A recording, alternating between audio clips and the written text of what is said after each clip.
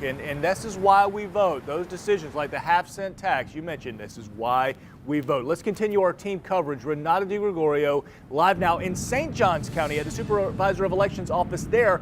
They had the largest number of early voters compared to other counties. Good morning, Renata.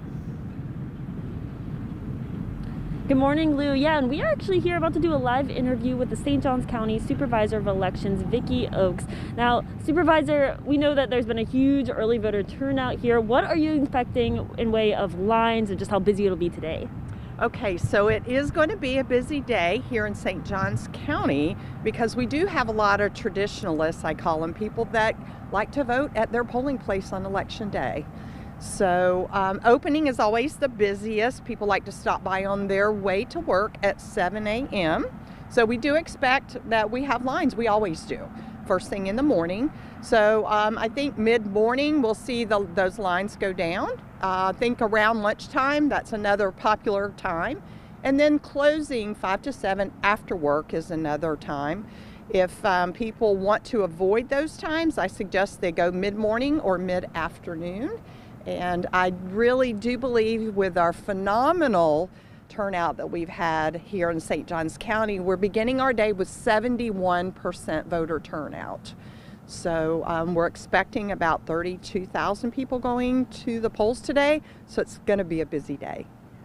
Definitely. So it's still going to be very busy. So keep that in mind, folks, when you're heading out the door. And we know mail-in ballots as well. You said that you have had all of them counted so far that you have. When do you expect, do you have any predictions for when we could learn who could win what race for a timeline?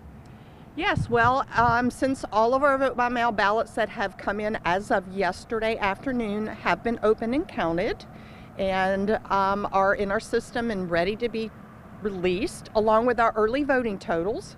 As normal, we usually release procedures after 7 p.m. when the polls close. So very shortly after 7 p.m. our results will be available, and then we will upload the precincts as they come in.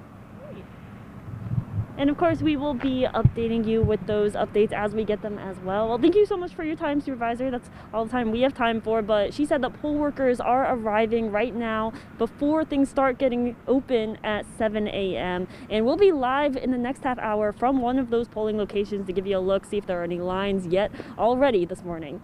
Reporting live in St. Johns County, I'm Renata DiGregorio, First Coast News on your side.